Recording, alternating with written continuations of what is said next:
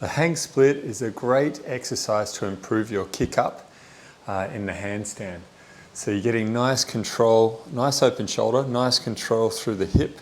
So getting good control of the quad and the hip flexor over the hamstring, and that body awareness to keep the shoulders open and then close the hip and get hip flexion. So from the dead hang, going to traction out the shoulders, look up at the bar, so it's going to be with like the overhead position holding handstand, and then split. And then the other side. When you're starting out, you're just looking to try and get a 15-second hold each side. As you improve, you can add the compression.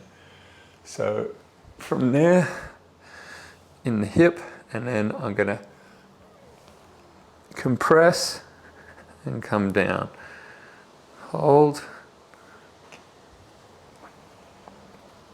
and come down. That's quite hard, quite heavy.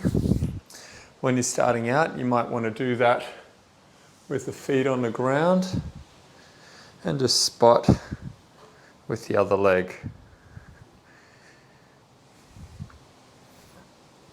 You can have the leg further behind to make it more of a challenge in that split position.